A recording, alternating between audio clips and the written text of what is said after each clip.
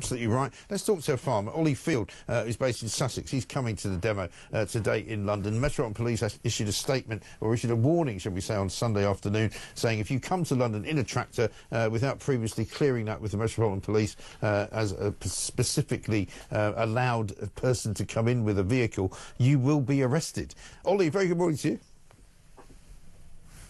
Morning, Mike. Good to talk to you. I don't know, you're obviously... Great show, by the way. Oh, thank you very much indeed. By the way, and we listen to it avidly in the farm. We've always got it on in the tractor. Well, I'm very... And you're the only show...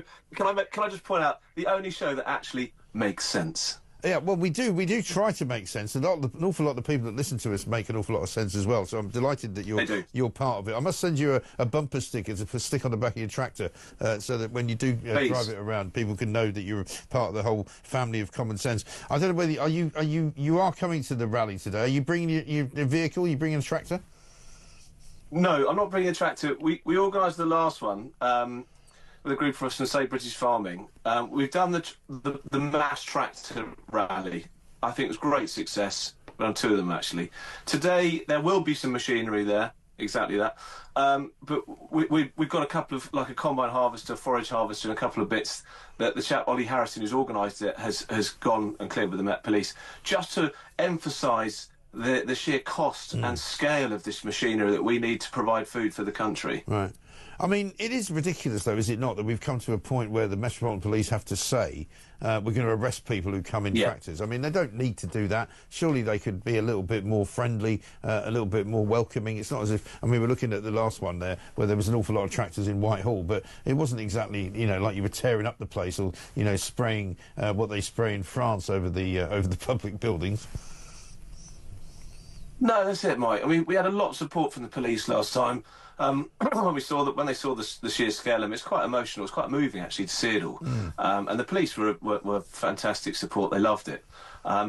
It brings the question, government or dictatorship. I mean, I don't know at the moment what the hell's going on, but it definitely feels like the latter. Yeah, I have to say. Well, you must feel slightly aggrieved when you see that the government can find £18 billion and possibly more than that to give away to the Chagos Islands, and they can find, you know, a couple of billion to throw at Ukraine without even thinking about it, and yet they seem to think that taking £500 million off you guys is going to save the planet. Yeah, Mike, absolutely right. I mean, it's red raw in the farm world at the moment. There's two things, really. I think we've got the food security issue. Yes. That the government has no plan for.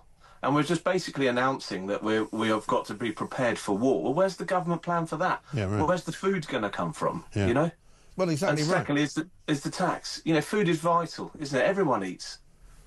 Well, I mean, here's the difference between us and the United States, right? Today, or late last night, Donald Trump said this to the great farmers of the United States: get ready to start making a lot of agricultural product to be sold inside of the United States because tariffs are going to go on external products on April the 2nd.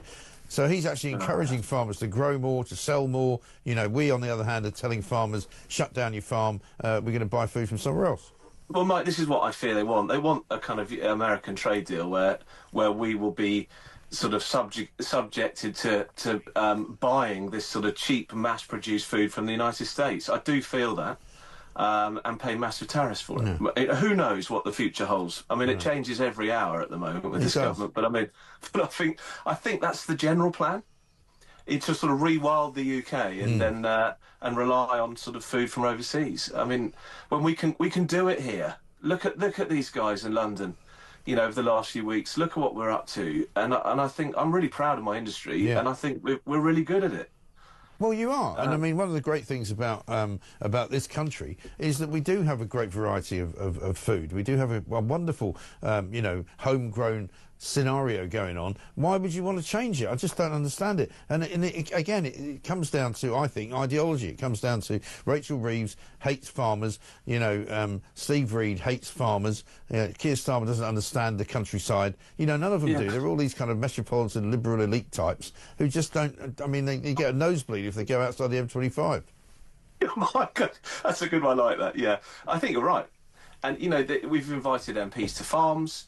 to try and show them hands-on what and the distance between the rural life and the urban life is bigger than ever. Despite Clarkson's Farm and Country File and all the things we watch on telly, and there has been a general increase in interest in agriculture, but there's still that massive divide.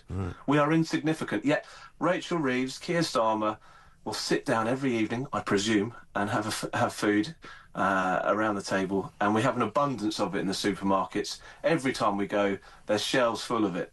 You know, what if there isn't? Yeah, right.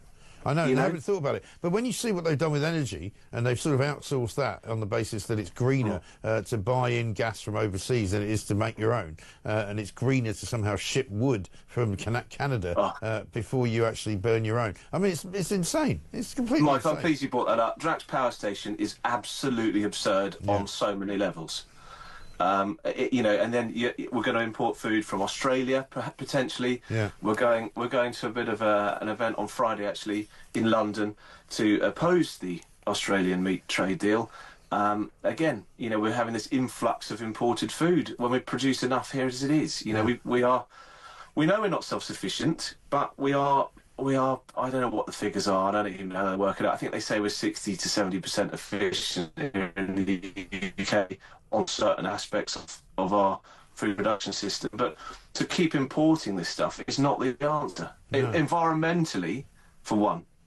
Exactly right. Listen, it's just, you know, the frustrations there. I know. I can see it, and it's really, really frustrating for a lot of people as well who support you, myself included. But Ollie, listen, good luck today. Make as much noise as you can, and let's see what we can do to